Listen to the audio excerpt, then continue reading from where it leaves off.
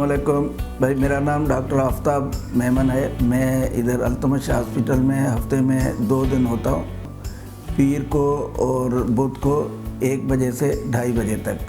आज मुझे जो अवेयरनेस देनी है वो है कान के अंदर जो वैक्स बन जाती है जिसको मेल कहते हैं, वो क्यों बनती है और उसको कैसे निकालना है, उसके सिलसिले में मुझे आप लोगों को अवेयरनेस देनी है। देखिए, कान में जो मेल जो होता है इसको हम कहते हैं अपनी उसमें टर्मिनोलॉजी में वैक्स कान के अंदर। ये वैक्स कान के अंदर बनती है, ठीक है ना। ये बनती है, ये एक अल्लाह की कुदरत है कि इस वैक्स के 2 फंक्शन होते हैं। एक तो लुब्रिकेशन कि आपका कान गीला रहे कि ड्राई नहीं हो मकसद, और दूसरा ये कि जो बैक्टीरिया अंदर जाते हैं उनको ये प्रोटेक्ट करती है। ये वैक्स नॉर्मली इतनी लाइट होती है, हल्की होती है कि ऑटोमेटिकली बनने के बाद हवा में उड़ती रहती है और नई बनती रहती है।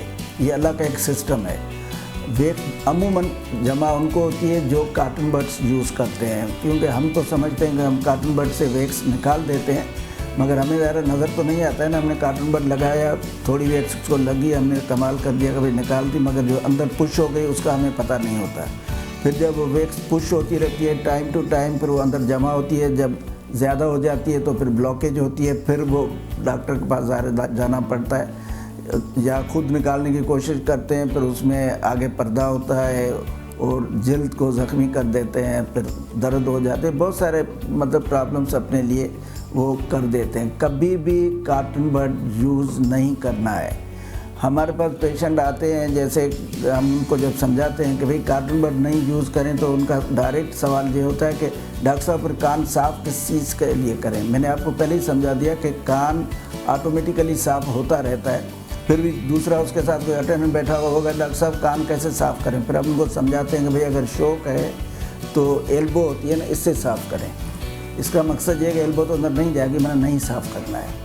मेन चीज़ ये है कि कान में वैक्स जमा होती है, कान में उसकी वजह से दर्द होता है, आपको डॉक्टर के पास जाना है और डॉक्टर उसको देखेगा और डॉक्टर ही निकालेगा वैक्स को। आप कभी भी नहीं निकाल सकते, क्योंकि कैनाल थोड़ा कर्व्ड होता है, प्लस अंदर आपको नज़र ही नहीं आएगा, आप कैसे निकालेंगे, आप बहुत डैमेज कर देंगे इसको।